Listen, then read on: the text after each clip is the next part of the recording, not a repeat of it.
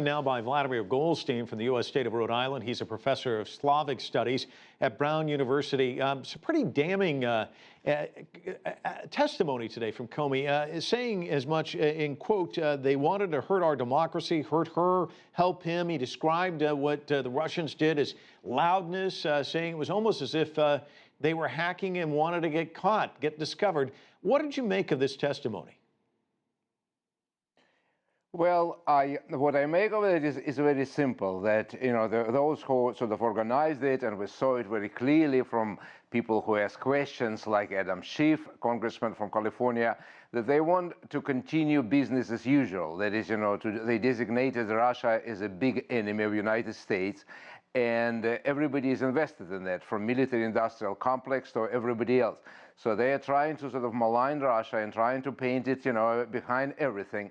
But as you just quoted, this is very fascinating that, Comey says that as if Russians didn't care. If they were really trying to collude with Trump, do you think they would behave like that? So obviously there's a lot of things were going on, and the Russians, were very clear about the fact that they didn't like Hillary Clinton as a candidate, so that's clear. But all these attempts to tie Trump to Putin and to suggest that somehow Trump is a Manchurian candidate, is it there and is playing a Russian game, they're ridiculous, and we didn't hear any confirmation of that. They deliberately said that there is no confirmation. Of course, and what they said is that the Russians were interfering loud and almost too loud. It also makes one wonder what is going on and why, what was the point of this loudness. So I think Vladimir, to your point that you were making earlier, I want to just, kind of, because I think you made a distinction here that there are a lot of people here trying to advance this notion that Russia is the enemy. In fact, Rogers and Comey both saying that Russia is an adversary, saying they want to resist us, oppose us, undermine us. They'll be back in 2020. They may be back in 2018. So the question is, what does this do to U.S.-Russia relations moving forward? Obviously, Donald Trump saying during the campaign that he wanted to thaw relations. They were not good under the Obama administration. Where do they go from here?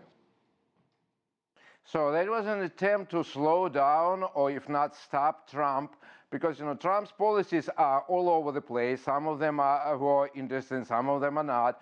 And in my view, his desire to negotiate and to reconsider a relationship with Russia were very interesting. But now the establishment, be it military establishment, intelligence community, politicians who want their districts to keep on building military things, they don't want any changes. A lot of people are vested in their business as usual.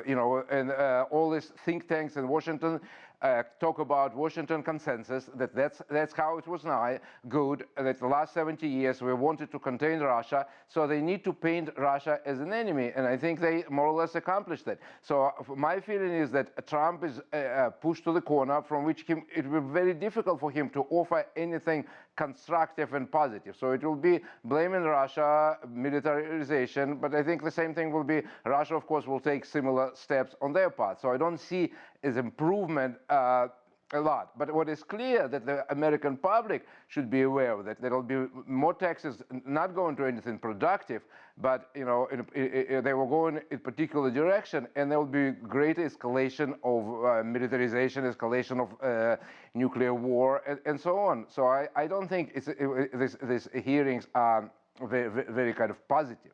I hope that public are aware that what politicians are trying to do is to keep business as usual. Well, let me ask you about Moscow's reaction to all of this, their take on this, being accused of tampering with a foreign state. How will they respond? Well, their response was very curious. They said, we're not even going to listen to that. Kremlin spokesman Peskov said, this is the same old tape, the same old record is being played. That's absolutely internal American affair. This is like between Democrats and Republicans, and Democrats are still trying to explain their spectacular loss by blaming somebody else. So they show very little interest on the surface, but underneath it, I'm sure that they're listening, because their foreign policy also depends on it. If there is escalation, if there is more NATO forces on their borders, Russians will have to respond in kind. So, but I suspect they already sense where the politics is going, and they are will continue maybe to forge their connections with other countries, with China, with India, with Iran. And I think unfortunately, that's where we're going, not to the cooperation, but to creation of various different blocs. Vladimir Golstein joining us from Rhode Island. Thanks for your observations.